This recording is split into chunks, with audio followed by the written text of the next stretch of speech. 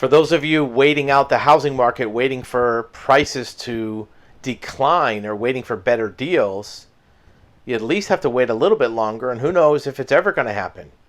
Here's an article from The Street, major financial publication, and they recognize that mortgage rates are up and sales are dropping, sales rates are dropping, but there's something unusual going on in the real estate market. They call it something strange. The puzzler is what's happening with prices. And what people are seeing right now is, even though sales volume, the number of homes being sold, is down, interest rates are up, and there is more inventory, prices are not going down. In fact, the May Case-Shiller price index was actually higher. This was after the mortgage rates had gone up, after availability had gone up. You know, there was more inventory starting in mid-April, early April, really. And mortgage rates went from, 3-point-something% last year all the way up to almost 7%, more than double. You would think that supply and demand would create a price reduction in the face of those forces, those market forces. The problem is the demand, the number of buyers that's out there, still exceeds the inventory. And most of the buyers still exceed the demand destruction that would happen from higher prices. What does that mean? Well, most of the buyers that are out there still think it's worth or required to pay the mortgage payment at 7% on a $400,000 house than it is to rent or to not have a house. They can still afford it. And there's no alternatives. Partially because the only alternative to buying is renting. And as we talked about in a previous video, even rental prices are being bid up. Desirable apartments and rental homes are getting more than one potential tenant applying for the house, and at least one of them or two of them are saying, I'll pay more than what you're asking. So what does that mean for the market? Well, let's take a look at some numbers. If the median price right now is $400,000, let's take a house that's a little bit above that, just to play devil's advocate. Heck, let's jump it all the way up to $500,000. If you buy a house for $500,000, even if you only put 10% down, which would be $50,000, you finance $450,000, 7% mortgage, your payment is still under $3,000, $2,900 and some change. At 7% on a $500,000 house with minimum down. For most people who'd want to buy a house, a $3,000 housing payment is very appealing. It's tough to find a rent for $3,000. It's tough to find anything decent to rent for $3,000. Matter of fact, most apartments, 2 bedrooms, condos, are well over $2,000, $2,200, $2,300, $2,400. So to be able to buy something and own it and still be under $3,000, most people, they're in for that. Even if that $500,000 house was $250,000 or $300,000 just a few years ago. Even if the interest rate was 2.5% or 3% just a few years ago, you can't go back to the past. So these buyers are thinking, look, I better buy something now. At least I can afford $3,000.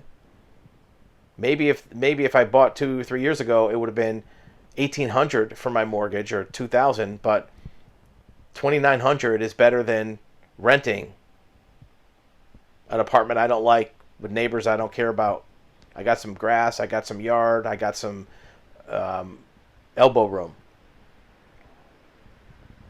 Because of that, the home prices are not going down. Sure, you're going to see some inflated prices have some discounts, have some reductions. If somebody listed a house for $850,000, they might drop it down to $799,000. But that's a house that would have sold for $500,000 a few years ago. The prices aren't going down below 2019 values. They're not even going down below 2021 values. They may not be shooting as much to the moon that they were. So when you see a price reduction, what does it reduce from? It's like the sale you see at the store that has an inflated price and then they take off 20%. That's what's happening with the house market. That's why the article says crazy things, strange things are happening. Interest rates are up. They're 6 point something percent, rounded off to 7. Home values are up. Median price over 400. Figure a $500,000 house in most markets is going to be what you want to buy, at least. You're still under $3,000 for a mortgage payment.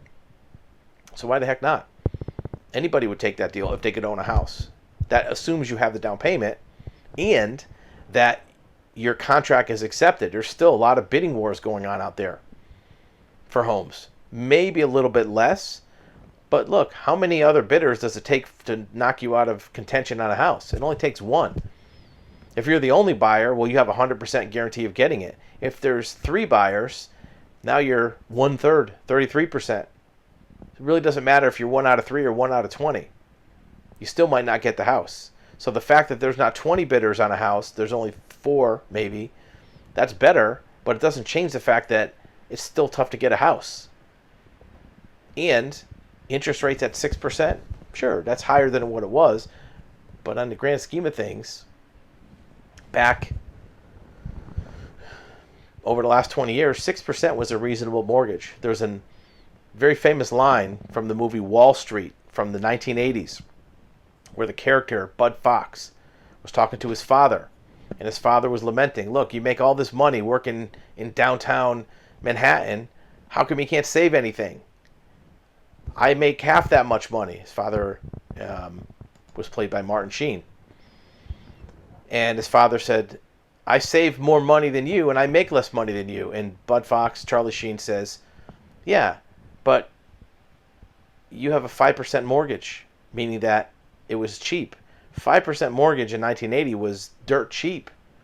You're lucky if you could get under 10. So 6% in hindsight, or even 7%, 2-3 years from now, might seem low. The Fed is not looking to reduce these rates anytime soon. They're still going to be up there. They might even jack them up a little bit more. Home prices can't go down because there's only so much inventory that can come into the market. Most of the people that own houses right now that would want to sell them, they have a 3 or 4% mortgage. So they're not going to sell it just to replace it with an 8% mortgage. So inventory is still going to be a problem. And the number of buyers is still out there. Those 20 people that got outbid on the house 3 months ago, those 20 people are still out there playing musical chairs trying to find another house.